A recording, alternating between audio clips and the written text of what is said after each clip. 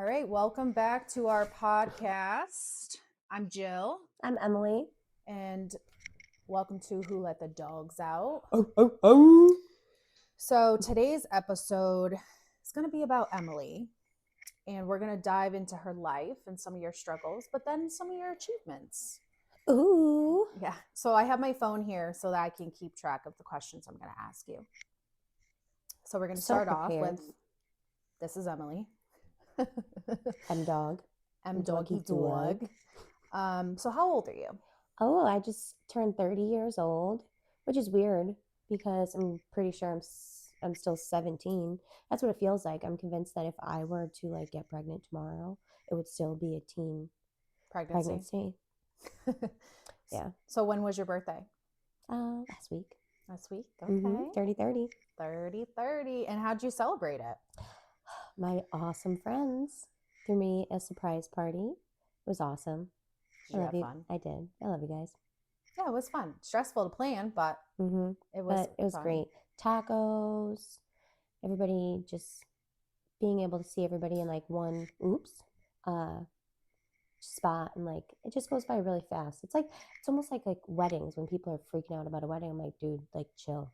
Your wedding, it's goes by so quick. Yeah, you fart and then you're like, oh my gosh, it's over. Everybody take your Uber home, get on out. You don't got to get on out of here or go home, but you got to get the heck on out of here. It's like that. I feel like I got there, said hi to everybody, and then I was saying bye to everybody. Yeah, and it was a good group of people too. It was fun. Good variety. Okay, so where'd you grow up? Southington, Connecticut. Dun, dun, dun. And how would you describe Southington to somebody who has never been here? Has never been here. I would say when we were growing up, as kids, it was considered a smaller town, but now it's basically a city, suburban, but always developing. Yeah, it's a lot of new houses coming in. I don't know, just small suburban town, New England. Big sports town. That turf, that was huge, $1 million huge high school. Turf. Yeah, huge high school. Which now as an adult, I kind of look back at and I'm like, they should have another high school, especially with how many kids are in this town. I graduated with I think 509 or 510 or something like that. I thought I knew who everybody was graduating, and I remember standing there and looking at the kid next to me because that person was in the same homeroom for the past 4 years. So we all know each other because we have chronological order by alphabet. I was like, who is that?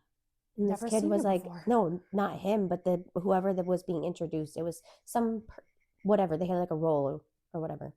And I was like, who is that? They're like, shoot, I don't know. So, Southington, it's big. It's big now, but originally, growing up, I think it was considered more of a smaller town. Okay, so growing up, what was your family dynamic? Do you have brothers? Do you have sisters? I have 2 older brothers. Okay. I'm the youngest of 3. My brothers will say I'm a spoiled bitch, but I can't imagine having a sister. No, oh, dude, I would have mollywopped. Thank God. 2 of you. It's straight to jail. Straight to jail. Your mom would have her hands full. Mm-hmm. So, how would you describe your childhood in one word? What would you say? One word? I don't really necessarily think I can. Okay, so do 2 words, 3 words. No, I think I had a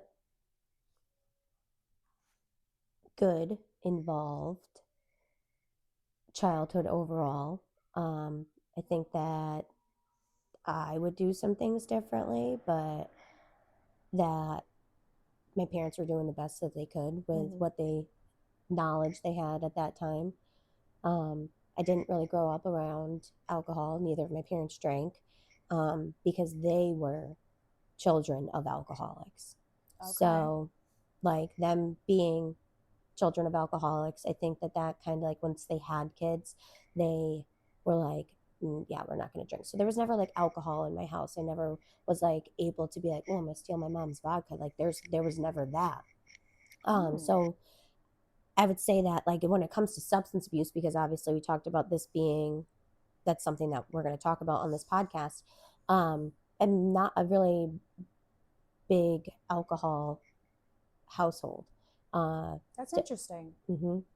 How did we all end up with substance So abuse both of your issues? Yeah. parents, so both of your parents had parents that were alcoholics? Mm-hmm. And they never really drank. Like, we would go out to dinner or like birthdays or the holidays. Like, there was not really ever alcohol. Never really saw my parents drink, and never, like, I've seen my dad have a beer like here and there as I got older, but like as a child, I cannot tell you that I remember them ever drinking. Wow. They do say though that alcoholism skips a generation. Yeah, I know. So like my kids so are weird. good, but like my grandkids are fucked. You're getting beat with the fucking boozy bat. Go to AA when you're Sorry. born. That'll be like a long time from now. That's so funny. And then maybe that'll be the least of their worries by then. Who the fuck knows? But yeah, so I would say that, like, yes, I was given opportunity. I played sports. I overall would say that, like, somebody else would look at my childhood and be like, oh my God, I wish I had that. Yeah. So you're thankful now that you're older. Yeah. like, definitely will not neglect that there are things that I wish went differently, but you know, nobody's perfect, and we can just do better with what we've learned. And then guess what? One day our kids are going to be like, yo, you fucked me up. And it's like, well, shit, we were doing the best with what we had at the time. And yeah, so I feel like that is, yeah. So you said that you were involved in sports. So where did you attend high school, and when did you graduate? What year did you graduate? I went to Southington High School, and I graduated in 2014. Wow. Feels like forever ago. Yeah, that's crazy. 12 years. So, like, I like to say this sometimes, 12 years since I've been out of high school, and it feels like 5 minutes. 12 years is literally like we just did a whole nother school experience, like K through 12. Yeah. Like, I just relived another child's entire childhood. That's crazy. That's the way I like to describe it. And were you involved in sports? Yes. I used to dance when I was a kid, like elementary school, middle school, and then I got into cheerleading. So yeah, I cheered all 4 years of high school, which I think was like a blessing, because I would have been so much worse of a teenager had I not had cheerleading, like, in the back of my head. Like, I can push limits, but I can only push them so far. So was sports like cheerleading based off grades too, in attendance? Oh yeah, you couldn't be like on the bad kids list for attendance, and you couldn't have bad grades. Like, if you were failing your classes, you're not allowed to just like continue participating in sports. So had to, C's get degrees. That's my motto right now, because obviously I'm back in school trying to finish my bachelor's 900 years later. I wasn't like an A+ student, but I did okay in school. My senior year, I graduated with high honors, but like by default, I was taking all the easiest classes. So like, I was taking the math class that's like, if you make $800 and you have to pay $400 for rent and milk and whatever, like, it was just such small bit like things. How much money will you have left over? I got 105 in the class. It was. Are you sure it wasn't like, sped? No, it wasn't. I don't think it was. I think it was I'm pretty sure I was in a sped class. Was like math 101 my senior year, because like I did what was required. I took the geometry freshman year, and then what's in 10th grade? It's not algebra, because algebra is 11th grade, and the only reason I passed algebra in 11th grade was because I got suspended for fighting. I remember. Yeah, if I didn't get suspended for that, I would not have had Miss K, who was a math teacher. She was such a good math teacher. I wouldn't have had her in ISS with me, like, hey, Emilie, you are about to fail your math class. How do we help you not fail your math class? Well, I'm going to need you to sit here and I'm going to need you to describe this to me Barney style so that I can pass this exam. And if I got like a 96 on the exam, I would pass the class. And I got, I think, a 98. It's cool when you have like good teachers like Yeah, that. because my actual algebra teacher was a fucking see you next Tuesday. So Do be like that sometimes, you know? So I was a being tough kid. I'm not going to lie. Like, those teachers, fucking goats. You know who you are. So being a cheerleader, were you in the popular crowd? Anybody that you'll talk to that, like, they say that about me. I didn't feel like that, but definitely people will say, like, oh, you were like one of the popular people growing up in school. No, I was a broken kid looking for attention anywhere that I could get it. Because now I know as an adult that I'm loved, but growing up as a kid feeling very unloved leads you down a path of like constant gratification of others. What's that? Like a people pleaser. Oh yeah, definitely. Oh, absolutely. I want to be the coolest bitch. I want to be the funniest bitch. I want to be the bitch that everybody wants to hang out with. And then guess what? Like years and years and years of that turns into like a very unfulfilling feeling. Like almost like you don't know who you are because you're just kind of living for everybody else. And guess what? 5 years of therapy, and I've now learned that that's not sustainable. No, it's not. So are you still friends with anybody that you like went to high school with? Oh yeah, I still have some high school friends. I mean, I'm friendly with people that like I went to school with.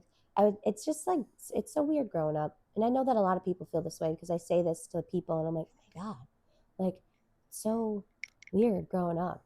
And like one of my best friend's older sister, so like when we were little, not little, but like we were like 12, 13, she's like probably 13, 14, 18, 17, 18 years old. And she's just like, dude, you guys are so ratchet. And now, as an adult, she even pointed out to me, like, you have grown so much as a person. Like, I could sit here and I can have a conversation with you. Like, you're not the same Emilie that you used to be. And, like, it's awesome to see that. Yeah. So it's nice when people, like, point that out. And I just realized listening to myself in these headphones that I say like a lot. I'm going to work on that. It's all right. We're new at this. Yeah. It's nice when people recognize that you're not the same person that you might have been growing up. And like our parents are not the same people that they were when they were raising us. So that's, I think, a fun moment to have with somebody. So like I graduated a year before Emilie, and I was not a cheerleader and not in that crowd of people. So we can't really relate on that level, but I remember you as like quote unquote popular, like you said. Like people would say, oh, I was popular. And I looked at her and was like, oh yeah, she's one of those popular cheerleaders. Bubbly but bitches. I had nothing bad to say about her. I do remember you getting in a fight. That was pretty hilarious. It was fucking hilarious. And she still tries to fight me to this day. Yeah. Like, if you know, you fucking know. Come on. We're too old for that. 30 and 31 years old. Still talking shit. Like. But yeah, you're definitely so much different than what high school was. For sure. No, I'm different. I feel like I'm a different person than I was like 5 years ago. I think that everybody though changes after high school. All right, so I'm gonna dive deep into some very personal questions. So, dun, dun, dun. You're sober. Dun, dun, dun. Yes, a year and like I'm gonna be 2 years in June, so that's 3 months from now. So what? A year, 9, 10, 11, 12. Yeah, sure. Told you guys I'm not good at math. So like a year and 9 months sober. That's awesome. So I'm going to explain this a little more, but Emilie can explain it after. So Emilie is what we now in this generation call California sober. So she does not drink or use substances, but you do smoke marijuana. I sure do. Yeah. So they call this California sober. And I actually learned this from a Demi Lovato documentary a couple years ago. We love you, Demi. But she had an overdose and she was a drug user, but she got clean from drugs, but still drinks because she says that drinking is not the issue. It was drug use or whatever.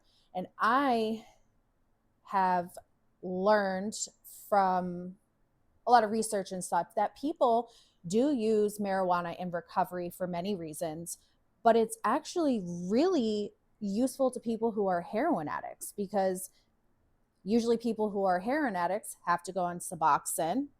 Well, guess what? Suboxone is just big pharma taking a bunch of money. Yeah. Okay. Suboxone is just as bad as doing heroin. And I feel for people who have to go on Suboxone. So some people say they used marijuana to help with that. Uh-huh. So I think marijuana is beneficial to anybody, even if you're like in recovery or not. Uh-huh.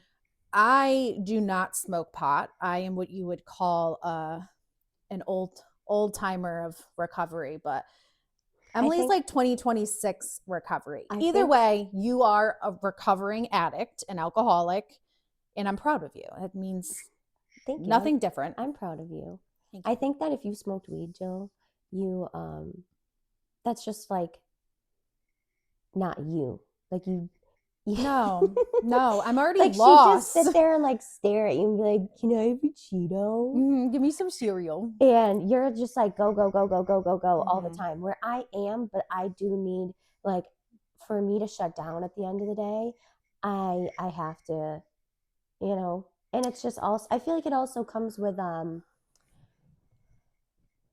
like your personality, but like it's a part of your personality where like I don't know. I get what you're saying. Yeah. I personally think that it helped me tremendously, like with anxiety.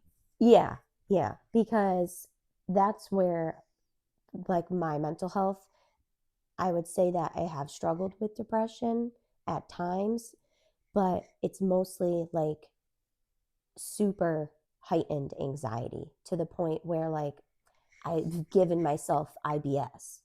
Yeah, and you've like had full-blown panic attacks. And then you look back on them and you're like, wow, that was like such a small thing to have a panic attack about. Yeah, but it's not in the moment, it's like the biggest thing. So for me, being able to use marijuana, you're using it not recreationally. You're using it for a legitimate purpose. And I think, correct me if I'm wrong, I'm going to throw it out there. I'm sorry, but you had gastric bypass surgery. So it is hard when you're a lot smaller and your stomach is shrunk to eat. So does it help you with an appetite and to eat and such? Yeah. So, I had gastric bypass 3 years ago because I was a big old bitch. You were not that big. I was big. That's the thing. Mental health, when you're not addressing things in your life, what are your escapes? It wasn't necessarily like food was an escape. Like I wasn't one of those people that just sat on the couch and I just drinking excessively. Like my life kind of just revolved around drinking and when the next activity was going to happen because I'm trying to constantly escape all of the things that's happening in my life. So you're drinking, you're not getting enough sleep, you're not getting enough water, but then you start, trying to work out again and the weight is just not coming off because your body is just resisting everything and then constantly being in like a fight or flight. So you know what? Some people will sit here and be like, oh, you just took the easy way out. Well, guess what? It's not that easy because I had to relearn how to eat, my relationship with food, what foods I can eat, what I cannot eat, how much of things I can eat, but also being mindful of like my body needs nutrition. And so introducing protein and supplementation, and I got to take iron because my body does not receive iron the same way that it used to. Like I could sit here and eat a whole steak, but and my body's not going to process it the same way that it used to. And also when I do eat steak, I really can't eat a lot of it because my digestive system, it can't break it down fast enough, and it just like doesn't feel great. Mm-hmm. So like balancing that, and that's where I should have listened to my doctors, and that this comes with ebbs and flows. Like everything hasn't been perfect. People look at me and they're just like, oh wow, look, she's skinny now. No, I'm not just skinny now. I'm healthy again. I can sit here and I can cross my legs without fucking almost suffocating myself or my knees locking out. Knock it Um, off. but also when it comes to nutrition with the gastric bypass, I was never supposed to reintroduce alcohol.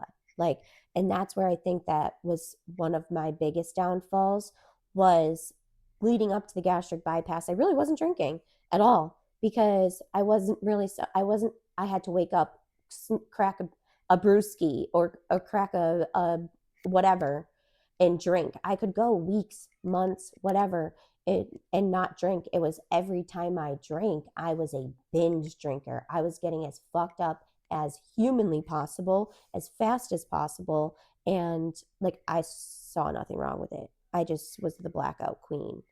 And then obviously, then you do start to realize, and you have those days that you wake up from a blackout and the just crippling anxiety that comes with it. Don't start wiggling that microphone too much. It's I gonna know fall. it's about to fall. No, it's like not. literally. No, it's okay. Just don't touch it. Okay. We're good. I'm dead.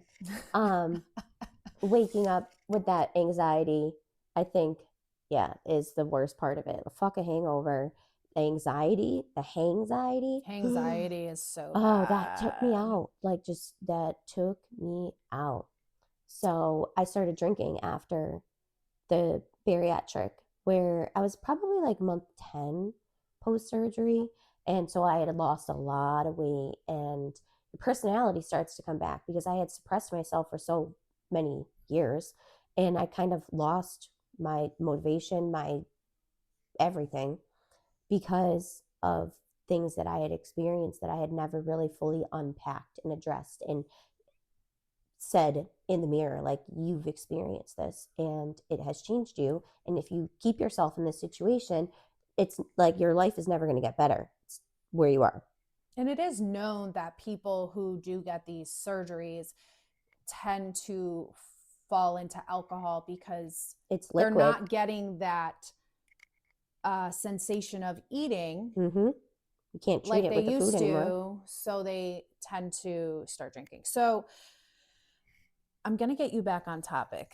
So when did you start Did I drinking or using go down drugs? the rabbit hole? First time I had a drink, I was 12. Oh my gosh, Emilie. I was still playing with Barbies. That's crazy. Yeah. 12 is middle school. 12 is middle school. 12 is sixth grade. Wow. Yeah. Like you tried it? I tried it. I Okay. didn't get drunk. Okay. Tried like a sip of it. You're like, First time I smoked weed, 12 years old. Okay. And then from there, it's just continued.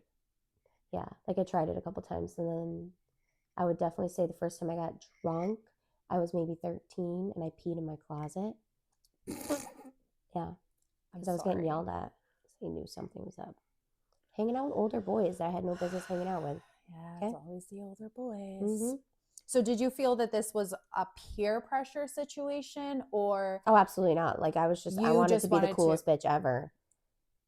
Like, think about like when we were growing up, those like the shows that you'd watch, like, I don't know, you just want to be grown up. And I feel like a lot of girls go through that even still, like with the nails and the makeup and the this and the that, and the sexy magazines where like I remember seeing like bathing suit magazines, and like as a teenager or a young teen, preteen, you're just like, oh my God, I want boobs one day. Like, yeah. I want to wear a bikini one day.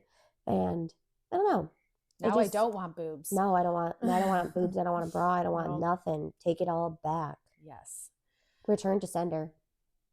So high school, I feel like, is when it probably popped off the most.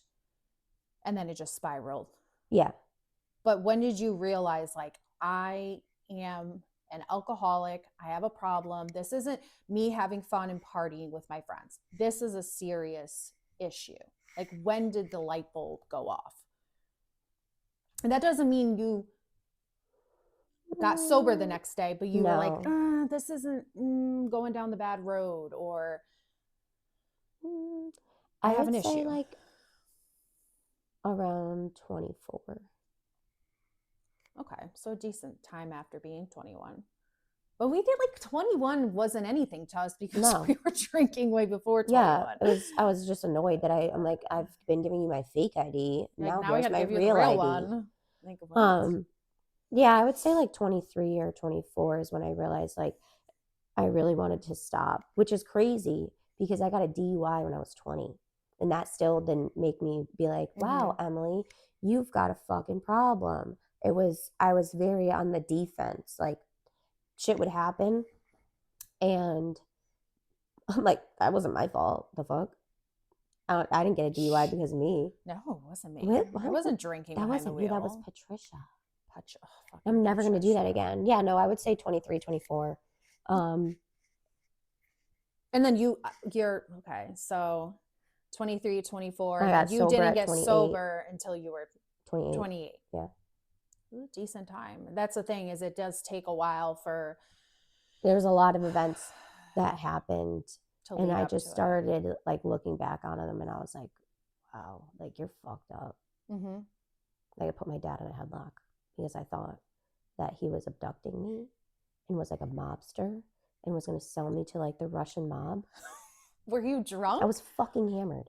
That is actually in the back seat of my hilarious. car, laying down, and I look up and he's wearing a pea coat. So I'm just like, oh my God. Like, insane. Who are you? Literally my dad. Your poor dad. Yeah. They had to put him in the Hucklebuck, and then we didn't speak for 4 months because I was like, fuck you for getting mad at me. I should have been, no, fuck you, Emilie, you psycho. You just put me in a headlock. Yeah. So that's so embarrassing. Tell me when the light bulb really went off and why you decided to get sober. Like, when was it you're like, I'm getting sober, and then you were sober? Father's Day 2024. I was working and had a great morning, did the whole like Father's Day brunch, and then it was beautiful outside. It's June, right? Middle of June going into summer. Sunshine is shining, vape is hitting on the patio, hot girl summer, let's go.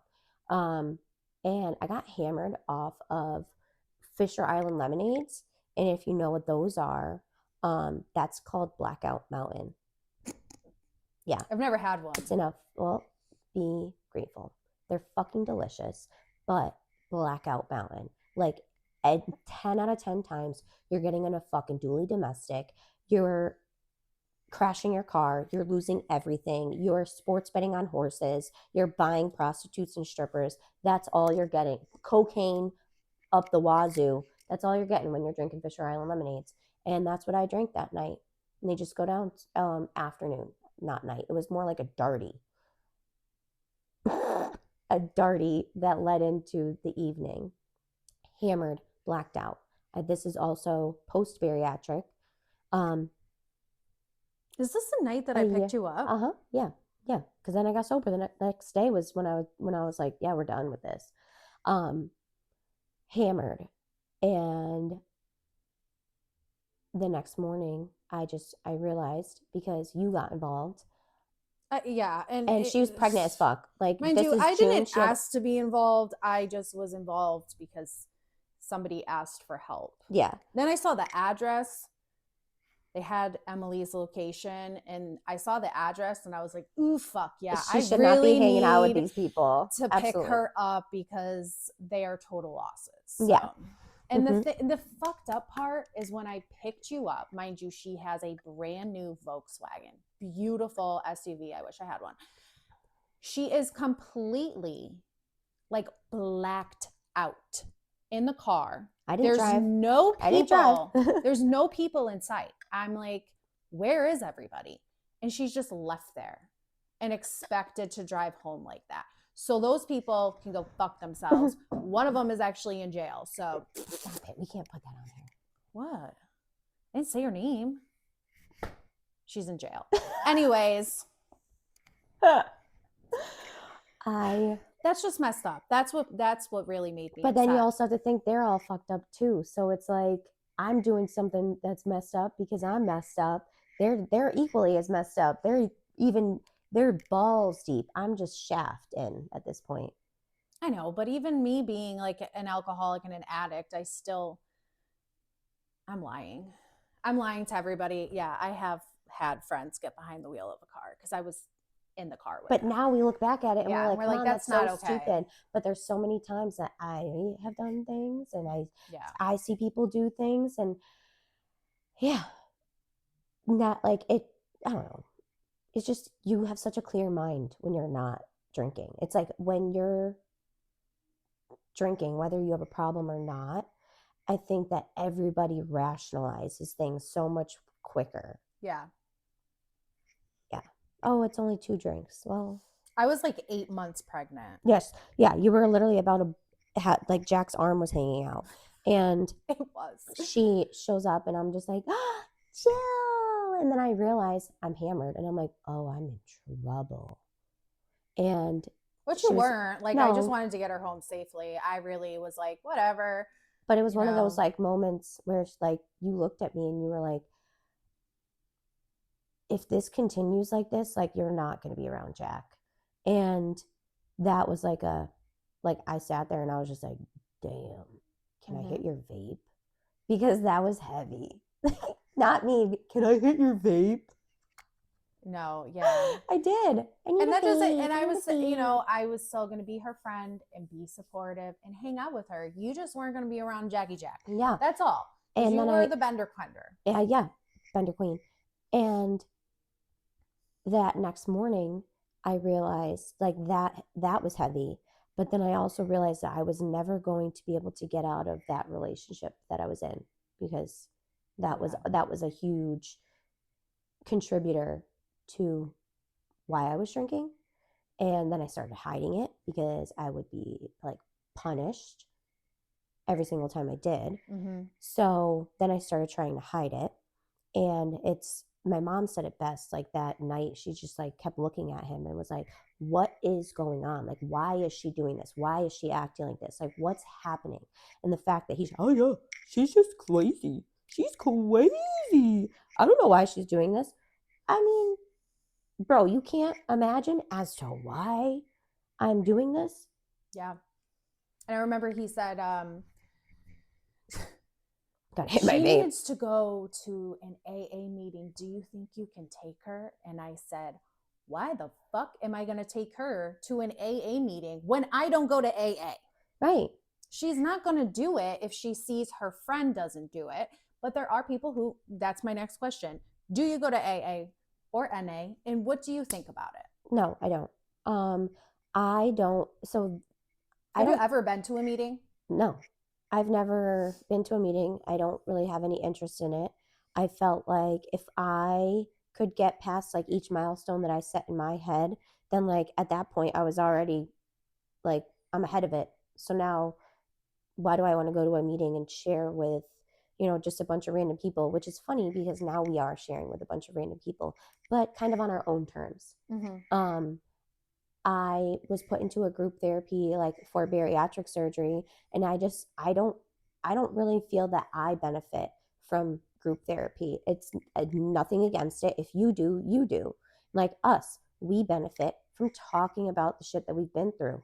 So then you might not. Maybe you just resonate with listening to us, or you don't, and you can slide past us.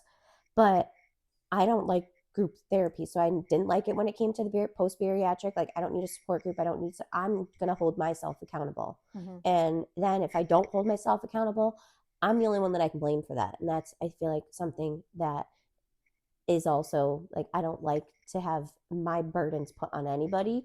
So it's like, yeah, it's kind of, I don't know.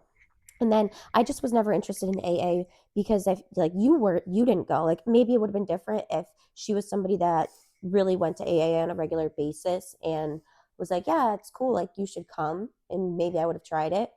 But I've also heard a lot of not great things from other people that have been to AA. And I don't know. Yeah, that's an episode that we're trying to plan out is NA and AA and just I hear a lot of it's a people rabbit getting hole. together in AA. Like, if you're newly in recovery, You know what that's called? what? It's called the 13th step. What? Fucking people in recovery? Yes, you're supposed to not be in a relationship for a year after getting sober. And so AA is and NA is 12 steps. And they say, don't do the 13th step. And that is Everybody, getting in a relationship. everybody. And so, like, and I'm a people pleaser. I want to fix everybody except myself. So I have no business being in AA because somehow I would get entangled in something. Like, I also have no interest in being somebody's sponsor. I am only just under 2 years sober. I still struggle. Like, we went out to dinner the other night and Ian ordered a hard lemonade. And in my brain, I'm like, oh my gosh, that looks so good. I want to take a sip of it because I'm thinking it's just a regular lemonade. Yeah, it looks so appealing. It looks so delicious, right? And then I'm like, fuck, like, there's vodka in that. Can't do And it. I have to, like, remind myself. But I instinctually wanted to grab it and try a sip of it. So I think that's not a hard thing. It's just a different thing. Like, it's, you catch yourself breaking old habits. Yeah. So when you got sober, did you have troubles with friendship after that? Because sometimes the people that you party with or drink with, they're not on the same level. Like, they are just like, I'm going to still go out and party. And then you're like in a different mindset. Like, did you lose friendships? No, at this point, not really.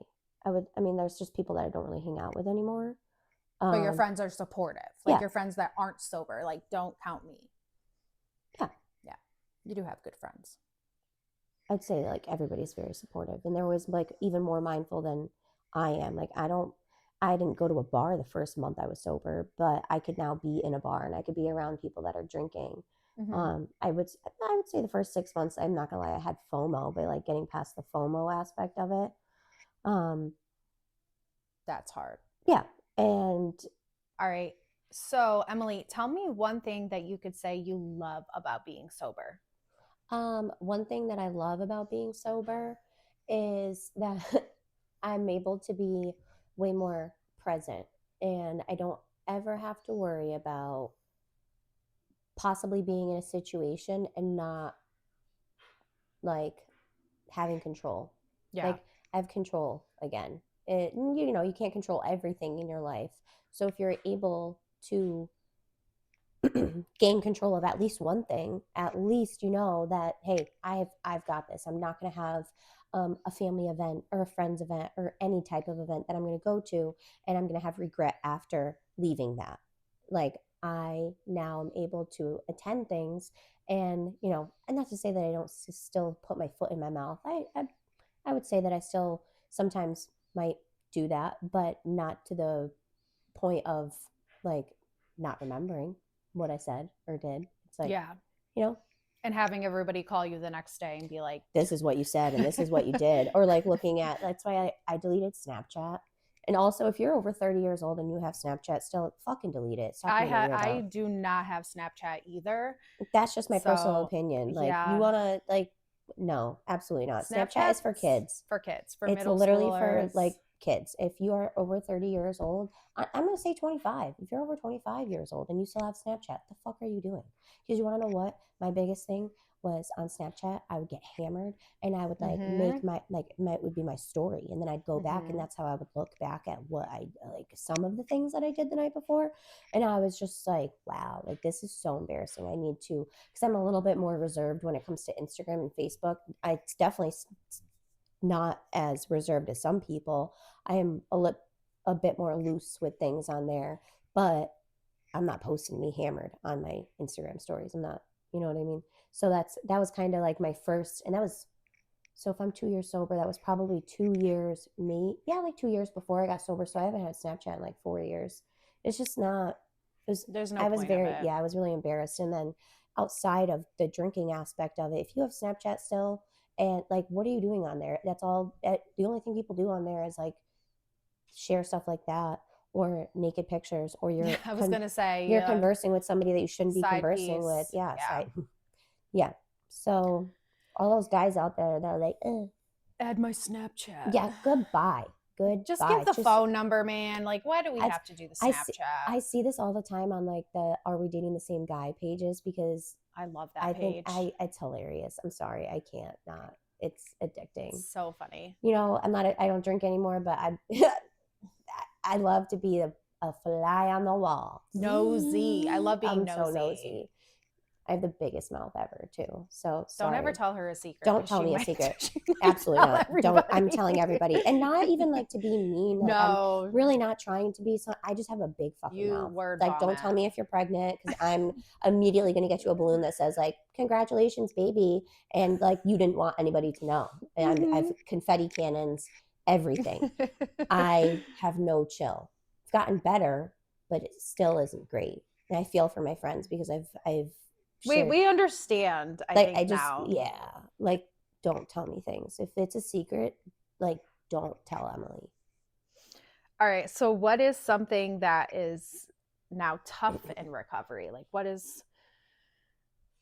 Something that's tough in recovery is like relearning bad habits and how to deal with situations. Because when you're drinking, you don't really handle things in like the best way. And I think that when you're given a tough situation, it's really hard when like your brain just wants you to go and have a drink.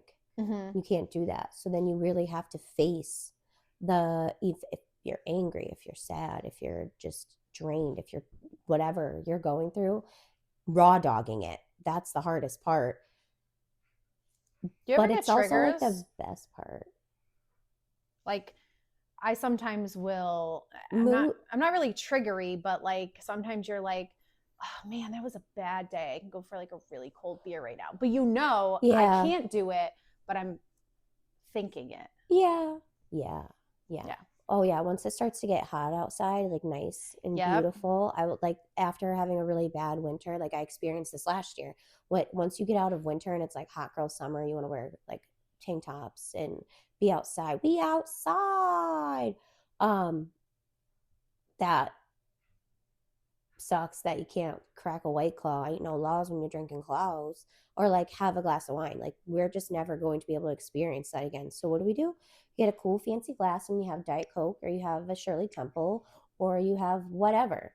And my first year in recovery, I used to drink a lot of dirty sodas from Sonic, because it was like right down the street from where I was working. I would get I'm not joking you, it was like a fucking toilet bowl size.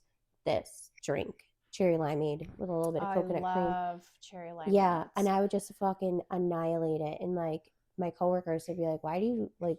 I would always have like 9 million drinks. I'd have a Red Bull. I'd have that. I'd have water. I'd have just a bazillion drinks. That's like one of the struggles. Is like once the weather gets nice, like you just associate that with having a good time, and you can still have a good time, but differently. You don't have to get drunk to have a good time. Now, besides alcoholism, would you say you're an alcoholic or just like an addict in general? Like, was alcohol your only issue, or were you going skiing? I would honestly consider myself an addict in general, because I don't think that it just ends with alcohol. Oh yeah, snowboarding for sure. Putting your ski boots on, if you know what I mean, Jelly Bean. Mm-hmm. We're not going to say that on here, but that comes with the alcohol use. I would say that there's a lot of people out there that put their ski boots on and put their snowboarding boots on that I would have never thought. It's something that you're drinking that's accompanied by it. And I recognize that wasn't like the whole time I was drinking. That was like, that came in ebbs and flows as well. And it was just like mind blowing to see how many people were also doing it. And then I am also a reasonable minded person sometimes, where people are dying. Like, this is not the 80s anymore. It's not like Nope. That's moving because and everything, grooving disco balls. There's like, that's because people are lacing it nowadays with like fentanyl. Yeah. And I would look at those situations sober and be like, wow, I can't believe I just did that a couple nights ago. But it's still, once I started drinking, it's like I had no off. So if I wanted to stop doing that, because I don't want to die, um, I had to eliminate what was the Key this component of it. yeah, the key component. Get it? Key component, key bump. Nothing like a little key bump. How can I eliminate this? Well, the only time I ever want to do this is when I'm drinking alcohol. So that was also a big thing where I was very afraid that I was going to die, honestly. So yeah, it was a good old time. It was fun, sure was, but that's not sustainable, and that's also not who I want to be. No, it's not fun. It's fun in the moment for sure, but It's after just like it's alcohol is so like I've glorified. never smoked weed and been like, wow, let's put our snow boots on. Let's No. no, absolutely not. I just chills me out. I'm A able to lot of people sleep. will say that their addiction starts with alcohol. Yeah. But they want to sit here and teach us in school that marijuana is the gateway drug. Never once have I Same. punched somebody in the face smoking weed. Have I punched somebody in the face drinking? Absolutely. Plenty Numerous of people. times. All right, so I'm just gonna have some. I guess you wouldn't really say fun questions, but they're not so deep and dark and scary. Yeah. So what do you do for work? I do a lot of things. Jack of all trades. I am a hairdresser. I was doing that full time for a bit. It was something that I always wanted to do since I was a kid. And I did that. I went to school for that in 2022. Um, so I do that on the side. I used to work in medical marijuana, but unfortunately that doesn't pay well. And now, right now, for as long as I can, I work with veterans, helping them get compensation. So, looking to get service connected. How did I stumble upon this? I am also a veteran. I 8 years in the National Guard. I know you guys are going to be like, weenie. No, but 8 years in the Army National Guard in Connecticut. I got out in 2022, and 2021 is when I really started trying to address my mental health and getting help and navigating the VA system and using that's what I use. I don't pay for outside health insurance. I do all of my care through the VA, so I navigate that system for myself on my own. And then I also help other veterans get compensation, file compensation claims, because it's not an easy system to navigate. Um, it's all about proof and evidence and timelines, and a lot of the time we're working with people that have been out of service for an extended amount of time, and they have very real ailments, and it is up to us to try and help them bridge that gap from what is existing in your life and how do we prove it to the VA. It's To insane. Yeah, I thought I knew a lot about it before I even started, and then I've learned so much since I've been there. And the reason I say, like, I'm doing this for as long as I can, because um, it's a really tough job, because you're dealing with some of the hardest things that veterans have been through in their life, and are constantly faced with a denial or a missed key component to get that acknowledged by the VA.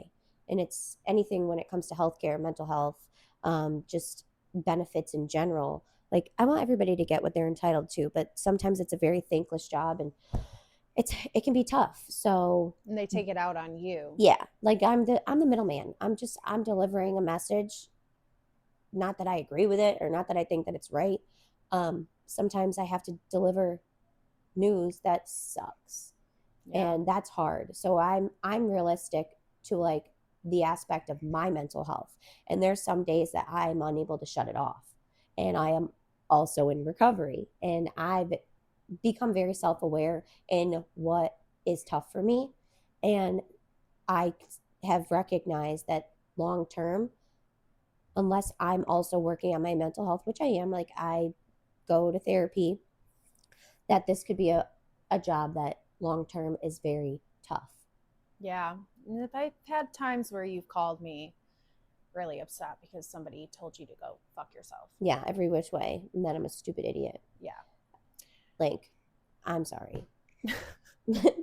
So, are you in a relationship or are you single? I am in a relationship. And does your partner support you in your recovery? Oh, yes, he does. That's so important. He'll drink. So, like, he'll have a drink here and there, and it doesn't bother me.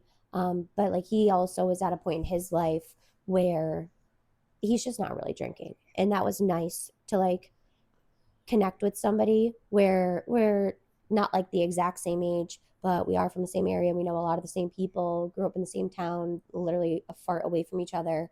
And like he just naturally came to a point in his life where he's just not, he doesn't really drink like that anymore. So I feel like we probably wouldn't have been as like successful as we have been had he been like a partier, because before him and I got together, I briefly was like on the socials, like the dating websites, and this was very hard for me because I was with the same person for a really long time. And so like opening up to somebody, I'm like an open book, but it was also like weird. So being vulnerable with somebody, like I went out to breakfast with this kid and presented very well. I remember This fucking guy. Then he ended up on Are We Dating the Same Guy? Oh, Someone's like, tell me the tea. Let me tell you, he's as stale as a fucking cracker. Okay? But I feel like you wouldn't like in this era of your life that you wouldn't go for somebody who's a partier anyways. Well, no, yeah, and that was the thing. Like you knew your boyfriend, who I know her boyfriend. You knew like he wasn't that guy. He just like smoked pot and was like cool. Mm-hmm. Little hippie neighborhood skateboarder. That was so stupid. Do you have any pets? I love this. I do. I have 2 dogs. That's why it's, you know, doggy dog. Everything is, we love dogs over here. I'm dog and her doggy. She has I have a golden retriever. Yes, he's 5. His name is Pork Chop, and I have a rescue. His name is Kit, like a Kit Kat. Yeah, he's a little nibbler, not like a full chunk bite. What's crazy is like his teeth in the front. Oh, they go. Like it's just they chitter chatter. It's the pressure. Like he's been a couple people's butts. I'm not gonna lie. He doesn't mean to. No, like he has trauma and like emotional. He just needs therapy. I tried with a dog trainer. I tried with everything. This dude he's just my little anxious guy. And I feel bad because like Pork Chop, we could bring him anywhere and do anything with him. And he's just, if you know Pork Chop, you know. And my son can like lay all over Pork Chop and he's like, yeah. And then Kit is just like, I bring him to the vet and he's shaking. Like, he's so anxious. Just give him a gabapentin. It's like they're like my little kiddos though. What do you like to do in your free time when you're not working 24/7? Oh, wow. Honestly, anything. Like if somebody were to invite me to something, I'm always down for something. That's something that I do need to hone in on and like figure out my own hobbies that like fulfill my cup. So I feel like for all of my 20s, I've really just poured into work. And if I want to be successful, I need to work more, make more, do more. And because that's what we're taught when we're kids. But that leaves you in an incredible amount of burnout. So I am working on trying to figure out what fills my cup, and this being one of them. Like this is our Sunday activity where this takes up time. That isn't just like, hey, propping up a phone and sending it. She's been at my house since 7:30. Oh, it wasn't 7:30. I would say 8 o'clock. Okay, 7:50. And like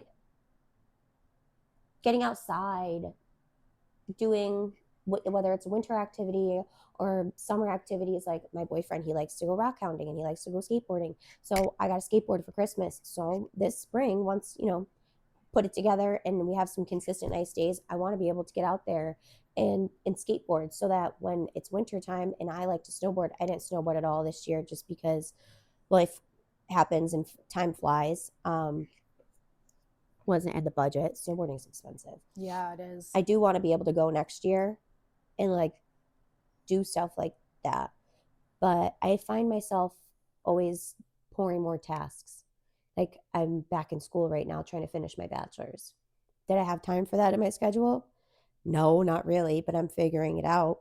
Yeah, but at least you're doing productive things. You know what I mean? Like, Yeah. you may not have a hobby, but you're doing productive things. Yeah, I like to clean my Adult house. things. I Weird. love to clean my house too. My vacuum, I broke like 5 of them.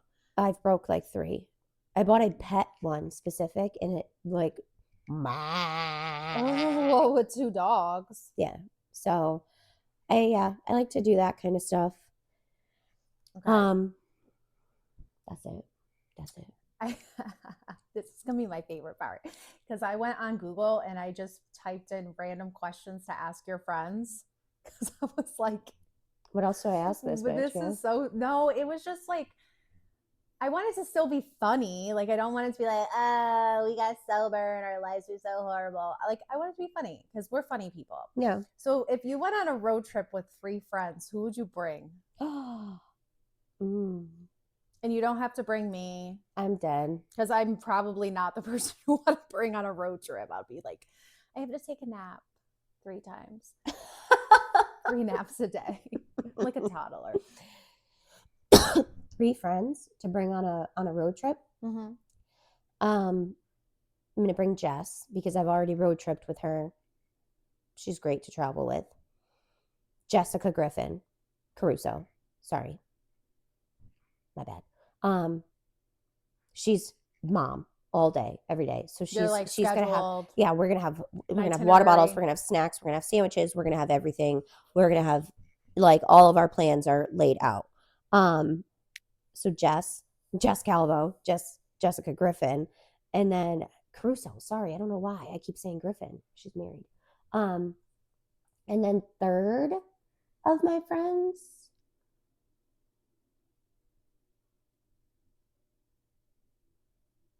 I don't know. I thought you'd say Allie. Yeah, Allie's really fun to travel with. She's an easy traveler. You're right. So I think that would be a good one to add on there. So Jess, and Allie. And Allie's such a foodie, so she'd have all the restaurants planned out. You're right. She'd have all that. She'd be like, okay, we're stopping in this state, in this city. And she'd be like, I have 3 options. Are we eating Mexican? Are we eating fucking Thai? Are we having sushi? What are we doing? Are we having pizza? That. She would absolutely hone in on that. Jessica would have all the momming things out of the way. And then Jess would be like, did anybody bring an extra toothbrush? Because I didn't bring anything with me. And I'd pull one out of my pocket and I'd be like, I got you. Don't you worry. Always. What's the worst job you've ever had? Oh, what's the worst job I've ever had? Dunkin' Donuts? Question mark? I don't know. Dude, I've had a lot of jobs. You've had so many jobs, dude. Yeah, that's not one of my redeeming qualities. If something's not filling my cup, goodbye. You'll never hear from me again. You ask people like, oh my God, do you know Emilie Boulier? Yes. They're going to say either, oh my God, she's the fucking cat's meow. Or they're going to be like, that is the craziest bitch I've ever met. Depending on when you met me and when you encountered me and where we were and in what capacity it was, you don't know what you're getting. Worst job?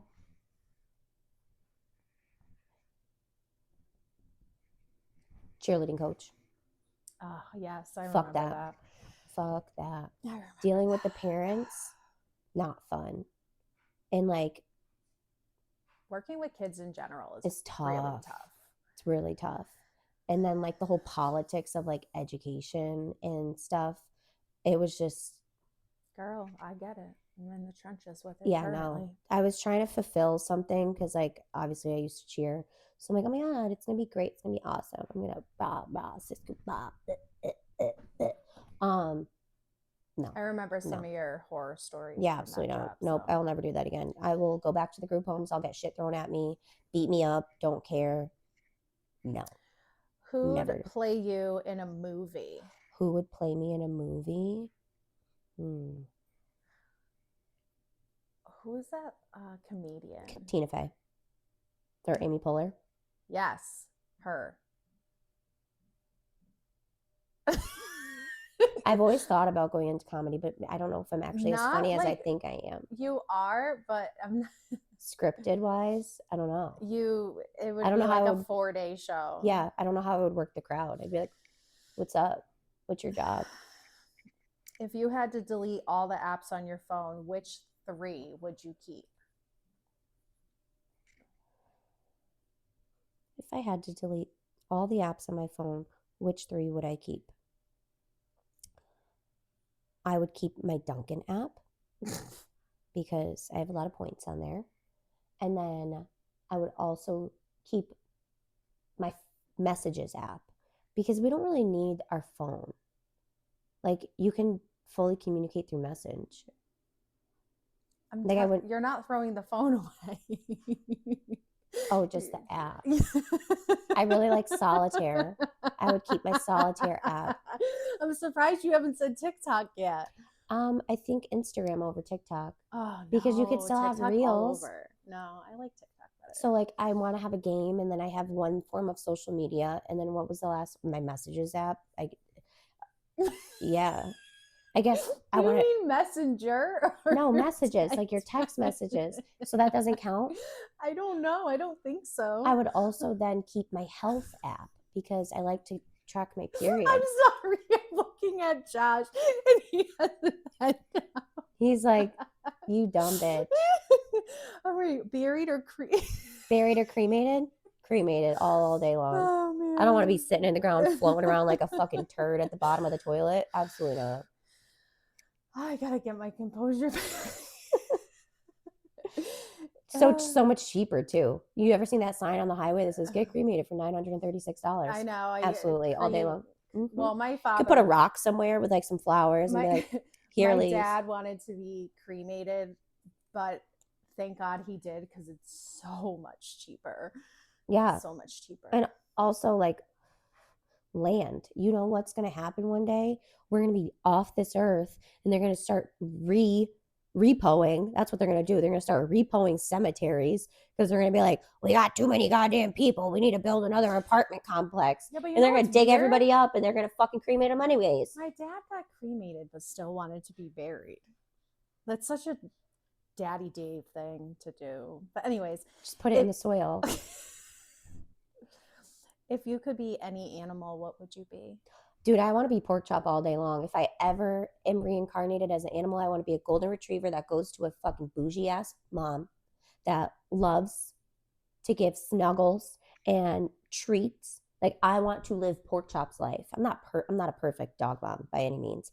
I definitely, like, last year we didn't get to go swimming at all because I was just always busy. But I want to come back as a pork chop for sure. I would too, actually. Like, living his mother effing best life. What's a random topic you could rant about for 30 minutes?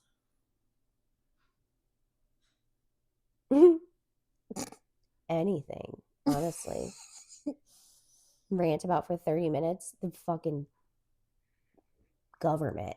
I was going to say politics, but she would extend the 30-minute level. Yeah, I would go because... And I hate politics, and I just sit there and I listen to Emilie and I go, yep. I have no idea who you're talking about. I probably should because I'm 30 and like politics are important, but I'm like... I'm just scared. Scared for the world. I know. Josh tells me this all the time, how he's scared for the world. Yeah, that's my biggest takeaway is that, like, it's just, I'm worried about where the world is going. And I never really thought of it when I was younger. So our parents probably felt the same way. Like, I didn't know what, like, shit. I remember turning 18 and you get like your voter registration, and I was like, I thought your party was assigned to you, like based off of like your school bus assignment, like you're on bus 4 because you live on this street. And I was like, so what are we? And my parents were like, well, we are blah blah blah. And you can be whatever you want to be. Right. And so that's where I started kind of like forming my own opinion and looking at things from each corner and talking to people that have way more experience in things than I have, or just different politicians or different military members that I met and in my time in service, and just picking their brain and kind of being like, wow, like, yeah, I resonate with that or I don't resonate with that. And I guess also being able to grow where like you can have a certain mindset at some point in your life, but you can also grow from that and be like, you know, I used to feel this way, but I don't necessarily feel that way anymore, and kind of grow and form your own opinion. And I feel like a lot of millennials especially are experiencing that as we get older, and kind of like we're all somewhere like in the middle, and we're not all super here, super there. And I agree with you. Again, I don't listen to politics. But also being able to agree to disagree, where like I might not agree with somebody on everything. And also, don't not be friends with people because they like the opposite political party. I hate that shit. Yeah. Just don't. It's so much. In K-politics, just keep it to yourself. Mm-hmm. Not you specifically, but I've seen people be like, I'm not friends with so-and-so anymore because they voted for Trump and they voted for Biden. And I'm like, dude, you're going to kill a friendship over that? Yeah, there's so many bigger Fucking issues in the world than that, like ending a friendship over that. And that's on growth, and that's on getting older, because like when I'm talking to girls that I'm friends with that are a little bit younger than us, or like 23, so they're earlier 20s, and they're talking about a situation, and I'm like, dude, like, is that really that big of a deal? Yeah, for them right now it is. Yeah. But in a couple of years, they're going to look back and be like, damn, that was like such a silly thing. And now I feel like all of the people that were telling us things when we were kids, and we're like, oh my God, this old lady. I'm the old lady now. That's crazy. No, it's when you were like in the car with your dad and he was telling you the stupid stories and you're like, oh my God, I'm so tired of hearing it. Mm-hmm. But then you're sitting here and you're like, wait, but all of it made sense. Mm-hmm. Mm-hmm. My dad's dad. Anyways, I have Dead Dad Dave daddy issues. My last question before we close this off. I can't hold it together. Who do you think killed JonBenet Ramsey?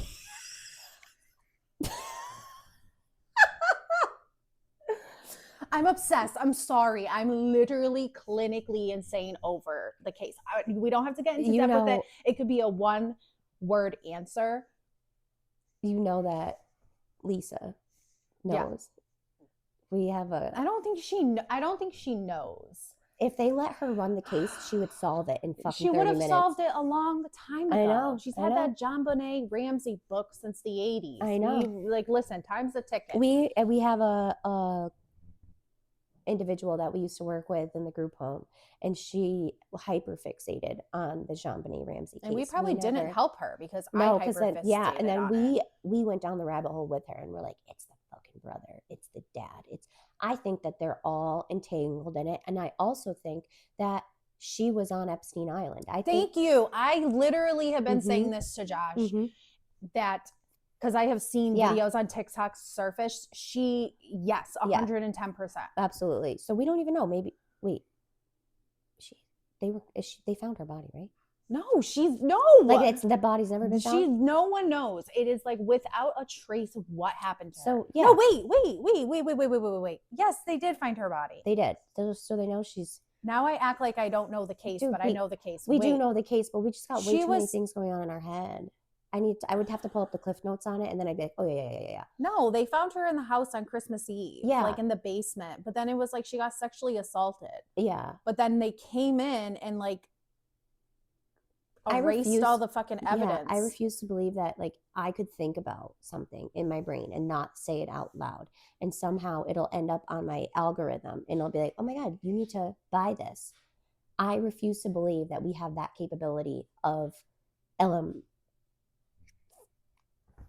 I don't want to electronic. I don't know. Like you have that level of knowing those things, but you can't figure out this crime. I don't believe it. You don't want to figure out the crime. Same thing with the Epstein file. Like all of it. like I still want to know where Jennifer Dulos is. So rumor has it is that she's buried under the patio at the restaurant that I like to go to. I know. Well, guys, that's a wrap. That's a wrap on the ADHD Chronicles. We just covered a gazillion topics. So yeah, thank you for buckling up, putting your arms and legs in the vehicle, and yeah, now you have a better view on who I am. Emilie is. And then I'm going to be interviewing Jill, and we're going to dive deeper into her. Yay. We're tired now. Yeah, I'm totally going to take a fat nap. A fat cat nap. Thank you. And good afternoon.